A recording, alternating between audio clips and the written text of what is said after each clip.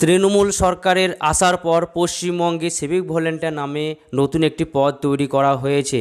রাজ্য সরকারের তৈরি নতুন এই পদে বর্তমানে প্রায় 1,20,000 সিভিক ভলেন্টিয়ার কর্মরত। এই বিপুল সংখ্যক সিভিক ভলেন্টিয়ারদের জন্য একটি সুখবর আসতে চলেছে খুব তাড়াতাড়ি বলেই সূত্রের খবর। যে সুখবর আসতে চলেছে তা সিভিক ভলেন্টিয়াররাও বিশ্বাস করতে পারবেন না।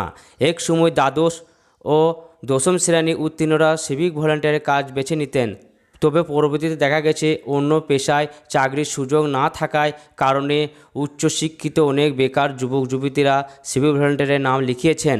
গত কয়েকদিন আগেই রাজ্য সরকার এই সকল সিভিক ভলেন্টিয়ারদের 1,000 টাকা করে ভাতা বৃদ্ধির ঘোষণা করেন এবং তাদের পুলিশের চাকরির ক্ষেত্রে সংরক্ষণ বৃদ্ধি ঘোষণা করেন।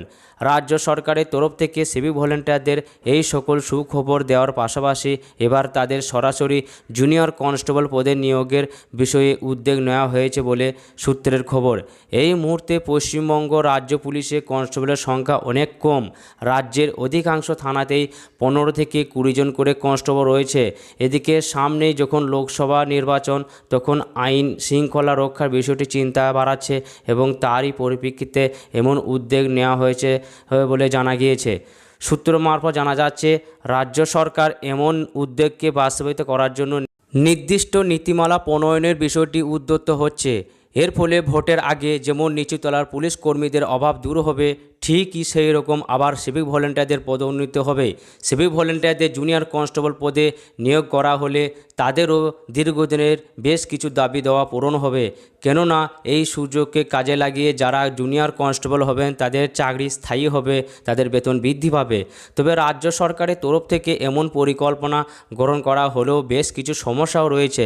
যেমন বেশিরভাগ সিভিক ভলেন্টিয়ারদের বয়স এখন 30 বছর পার হয়ে গিয়েছে।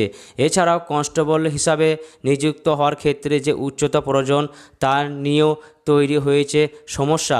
পাশাপাশি সিভিক ভলেন্টিয়ারদের নিয়োগ করার সময় আলাদা করে ট্রেনিং দেওয়া হয়নি।